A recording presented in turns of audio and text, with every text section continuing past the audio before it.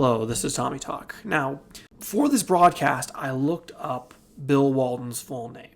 And I'll tell you why. Because I was thinking about it.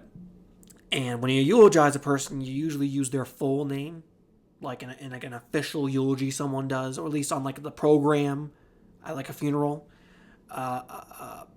And when it comes to someone like Bill Walton, we knew him as Bill Walton. But Bill, obviously, that's usually short for William. And you don't think of him as like a William Walton.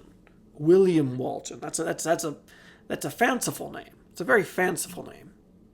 And I looked it up. His full name was William Theodore Walton III. That is an austere name. That is a name that you get when you come from great wealth. You're a great man. You are a captain of industry, or at least you're the grandson of a captain of industry. William Theodore Walton III. That's a pretty sick name, I'll be honest, but it does not fit at all Bill Walton, because he's the least austere man in the world, and I'm going to miss him a lot. And this, by the way, this NBA preview I'm going to do during this episode is 100,000% dedicated to Mr. William Theodore Walton III, because he was just the best, man, the best. And it's funny because at times when I watched him call CU games on the Pac-12 network, sometimes I would be a little annoyed at all the conversations he'd get going on during the game. And, now looking back, I'm like, man, I'm going to miss that a lot. We live in a time of fakeness, of falsity, of falsehoods, of people thinking they are individuals and are different and are themselves, when in reality, they are following the herd. They're following along what everyone else is doing. They're not being individuals. They are being conformists that have been deluded into thinking they're individuals. That was not Bill Walton. Bill Walton was a one of one. A one of one. And you look back at the fun, colorful moments that we got from Bill, and he was a light in our lives as sports fans, truly a light in our lives. And the funniest thing is he was a great basketball player. It's funny because you don't think about him like that. You think of him as this hilarious guy who just happened to call basketball as well. I had a friend, my good friend Henry Collins. He was like, wait a second, what? He's Luke Walton's father? And I was like, well, no, duh. And he was like, well, and just because someone has the same last name doesn't mean that they're related. But I mean, it probably should have been a 2 and 2 equals 4 situation there for Henry when it comes to basketball between Bill Walton and Luke Walton. Although they don't seem like the same person at all. I'm going to miss Bill Walton a lot. When I saw that he died, that was a truly shocking death. One of those deaths that really made me say audibly, no, we can't lose Bill Walton. Not now. And we're going to miss him a lot. As sports fans, he was truly a colorful piece of the sports world you can't replace. And I'm not going to take the low road and try to do, the whole thing about the fact that he died like one day after the end of the last Pac-12 conference event. The Pac-12 conference tournament in baseball ended like the day before he died. And I guess it is very fitting that the man who loved the Pac-12 literally more than anybody, literally, because now most of the Pac-12 has abandoned the Pac-12. The guy who loved the Pac-12 more than anything passes away with the passing away of the Pac-12, at least in its current form. And it's poetic, I'm not going to say that, obviously he had cancer, so that wasn't what caused him to die, but you probably can't convince me that if he had more Pac-12 basketball to call, there would have been something that would have pushed him to keep being there to call Pac-12 basketball. So R.I.P. Bill Walton. R.I.P. William Theodore Walton III. We're going to miss you, buddy. We are going to miss you. I know he enjoyed playing for the Celtics.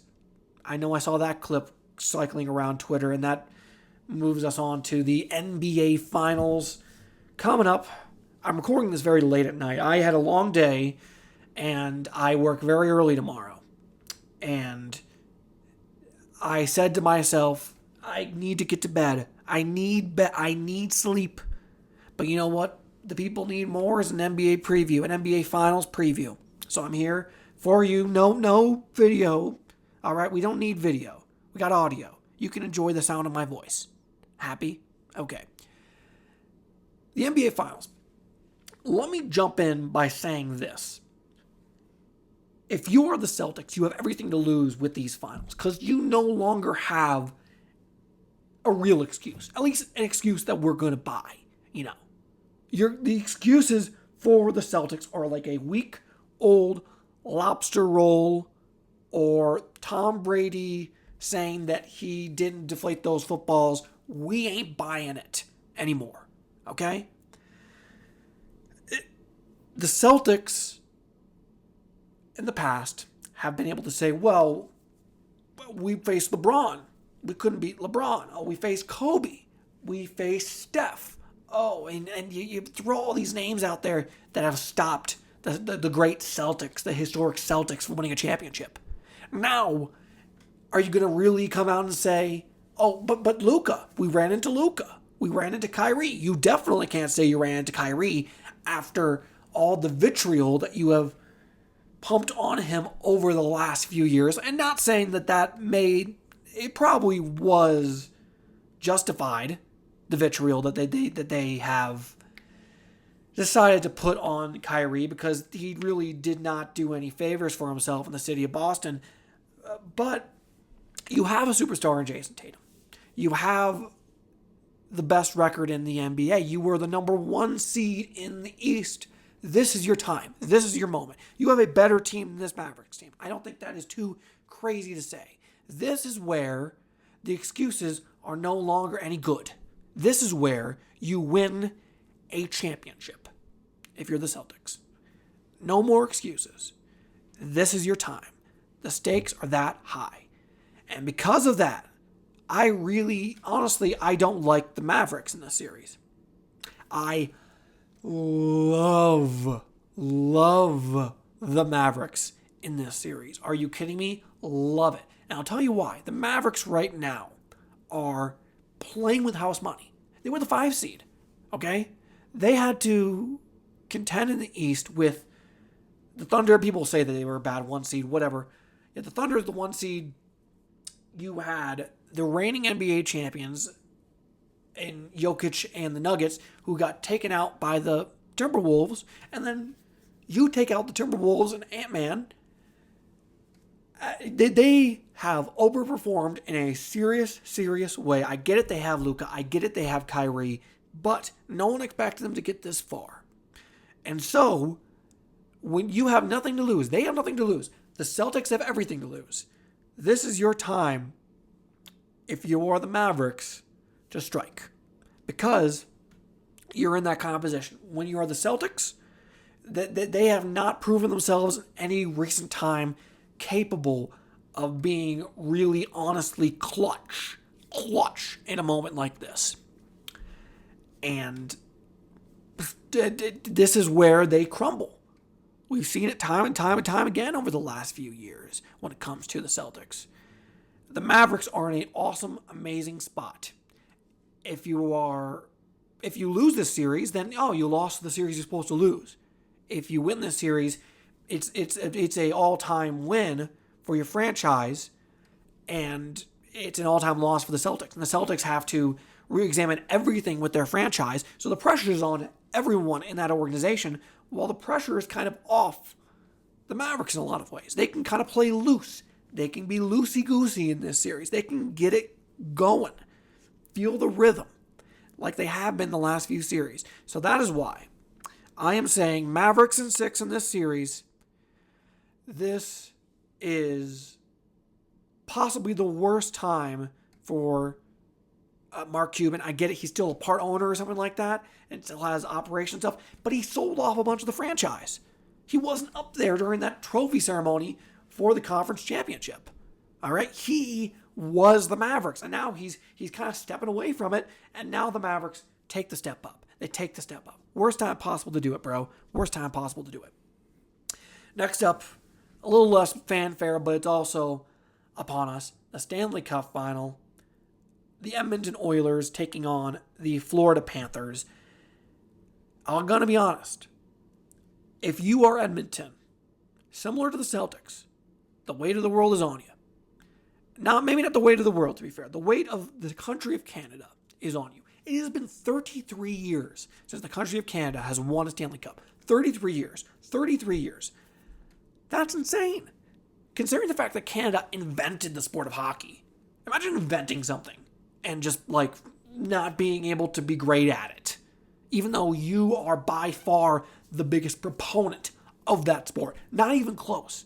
It is a national religion in Canada. That's what hockey is. Okay? And the fact that they have not been able to win a Stanley Cup in all these years reflects so badly on the country as a whole. And I get it. People will say, well, Canadians are still winning Stanley Cups every year, making up lots of these rosters of Stanley Cup champion teams. They just happen to be located in the United States. Well, it's still a bad look. Your players don't want to come to Canada during free agency. The greatest minds of Canada can't put together these rosters. And by the way, it's not for a lack of talent in a lot of cases that Canada has not won a Stanley Cup. It seems like every year, Toronto has a team that can do it. But of course, Toronto is Toronto, so Toronto's not doing it. You know what I mean? And yet McDavid, the best hockey player on earth, in Edmonton, and they haven't really gotten close before this. This is where McDavid puts the entire country of Canada on his back. And I think he will. I honestly think he will. I think it's the opposite of what I think with the Celtics. Now, personally, I'll be rooting for the Panthers in this series. Why? Because it is very, very, very, very, very funny for the United States to dominate at hockey the way that we do. Okay? Very funny. To me, at least. Our fourth sport, we just clean sweep them at. We clean sweep them. The idea of one of the franchises in the NHL that feels like it really is not much of a hockey place to be located. The Florida Panthers. Not even Tampa Bay. The Lightning have proven themselves to kind of be a hockey hotspot there in Tampa. The Florida Panthers, they're down in Miami. Already a bad sports town. Then you add in ice hockey. Are you kidding me? And then you compare that to this ravenous, rabid fan base that you have in Edmonton. And the idea of the Panthers winning and continuing American dominance when it comes to the Stanley Cup is way too funny to me. It's similar to the reason why I want America to win a World Cup. Because I want America to be the world champions at our number 6 sport. I was going through this earlier today, what our top sports are in America. And I say it goes football, basketball, baseball, hockey, golf, and then soccer. And I'll tell you why golf over soccer, because you can name a lot more golfers. The average American can name a lot more golfers than they can soccer players. I think that's not unfair to say at all. Now, we'll say soccer is probably the number 5 team sport. Fine, we can say that. But they're definitely not above golf in the American mind at all. At all.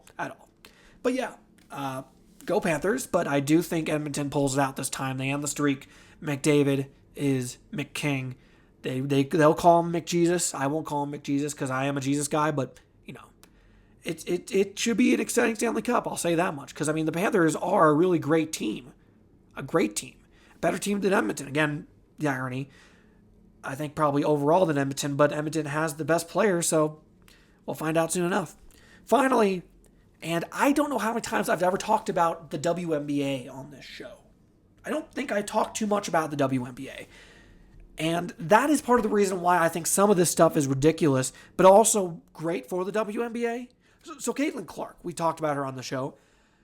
She's now playing with the Indiana Fever. It's kind of funny the quick transition that women's college basketball players go from college to the WNBA. Unlike, obviously in men's basketball, you have a whole summer between the end of the NCAA tournament and then the beginning of the NBA. For women's basketball, it is like that.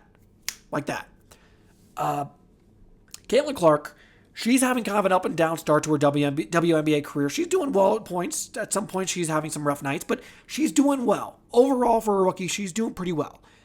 But now, the media narratives going around saying that she is not like the reason why everyone's talking about the WNBA. They're saying, the whole rookie class as a whole is why they're talking about the WNBA. The WNBA is bigger than Caitlin Clark, and that's why it's getting so big. And these players are all getting upset and angry at her and,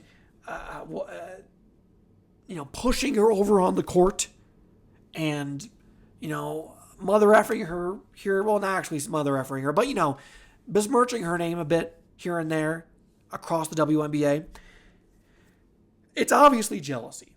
A lot of jealousy and a lot of delusion, a lot of delulu, trying to spread the wealth of notoriety within the league, when in reality, it is Caitlin Clark that is driving the views. It is driving people towards the WNBA. Now, having said that, even though I think all this is dumb, because it is the truth that she is the queen of the WNBA at the moment when it comes to kind of being a media darling, all this stuff, all this drama, all this controversy is great for the WNBA. It's great for the WNBA. I can't remember the last time a sports news cycle went around where the WNBA was like the number one topic. We're about to have the NBA Finals, and we're talking about the WNBA. That's a big W for the WNBA. A big W. If you are interested in the WNBA being a successful organization, you should be all behind this kind of controversy. Because this kind of controversy drives viewership. It makes people interested. It gets people going. It gets people excited. It's one of the things we love about sports. And it's what pushes and drives leagues and brings up viewership and makes women's sports more entertaining for people. People be like, hey, what's going on with the WNBA game? The Fever are playing tonight against Angel Reese. Angel Reese, she's also delusional. But, this could be exciting. This could be this. Could be that. It drives viewership. Sports is entertainment at the end of the day. And the more entertaining you can make it, the better. When it comes down to it, when you really get down to it. So for the WNBA, this is a big W. I think that's fair to say, even though I think, from an objective perspective, actually looking at the arguments and looking at the way people are acting, I think people are being babies. I think they're being ridiculous. Caitlin Clark is her. She is going to be great in that league for a long time. She's already proving herself to be pretty great. As someone said, she can only shoot threes and stuff like that. Well, people like three-pointers. Last time I checked, one of the most influential basketball players, of this century has been Mr. Stephen Curry. And guess what he does? Hits three-pointers. He hits three-pointers. Fair to say. In any case, folks, thank you all for watching. Or if not watching at all, you're only listening to this episode. Cubs won 2 straight days. They came a big comeback wins against the White Sox. Haha. No biggie. No big deal. Go Cubs go. Please subscribe on Twitter and Instagram and TikTok at TommySGAHAN. Please subscribe on YouTube, Tommy Gahan. Go on Apple Podcasts and subscribe to this podcast. Like, subscribe, comment, all that jazz. Please, please, please. 5 stars. Even if you mother F me for real in the comment when you put 5 stars, at least it's 5 stars. I'll take that. I'll take the 5 stars. In any case, folks, thank you all for listening. This has been Tommy Talk. How about that? See you guys.